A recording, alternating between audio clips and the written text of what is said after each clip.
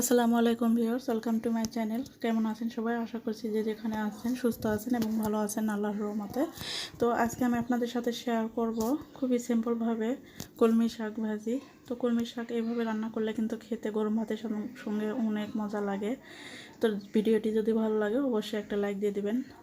তো দেখতে পাচ্ছেন এখানে আমি কলমি শাক ছোট ছোট করে কেটে নিয়েছি আর খুব ভালো করে পরিষ্কার করে ধুয়ে পানি ঝরিয়ে নিয়েছি।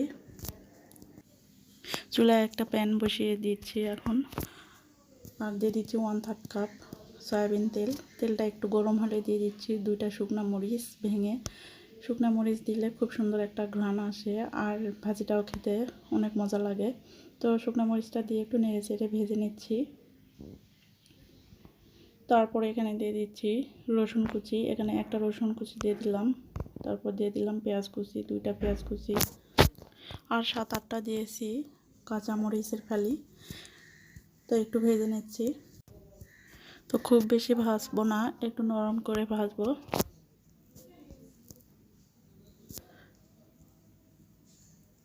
ভেজে নেওয়া হয়ে গেছে, এখন দিয়ে দিচ্ছি কেটে রাখা কলমি শাক। তো শাকগুলো দেখতে কিন্তু অনেকটা দেখা যায়, তারপর কিছুক্ষণ রান্না করে নেওয়ার পরে কিন্তু অনেকটাই কমে যায়। তো এখানে স্বাদ অনুযায়ী লবণ দিয়ে দিলাম, দিয়ে একটু জাল দিয়ে নিলাম। তো দেখুন কিছুক্ষণ রান্না করার পরে কিন্তু শাক থেকে অনেকটাই পানি বেরিয়ে এসেছে, আর আমি কিন্তু পানিটা ঝরিয়ে নিয়েছিলাম, আর এই শাক থেকে কিন্তু অনেকটাই পানি বেরিয়ে আসে। তো এটা 4-5 মিনিট রান্না করলে কিন্তু এই পানিটা শুকিয়ে আসবে। আর আমি কিন্তু ঢাকনা দিয়ে ঢেকে দেব না। ঢাকনা দিয়ে ঢেকে দিলে কিন্তু কালারটা এরকম সবুজ সবুজ থাকবে না, দেখতে ভালো লাগবে না।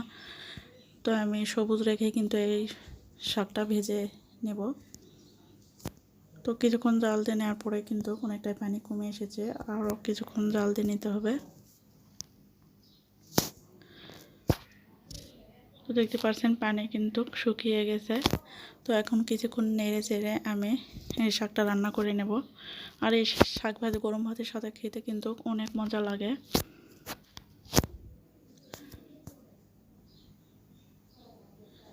তো শাকটা নেড়ে চেড়ে আমি রান্না করে নিচ্ছি। শাকটা প্রায় হয়ে গেছে, আর 2-1 মিনিট আমি নেড়ে চেড়ে রান্না করে নেব।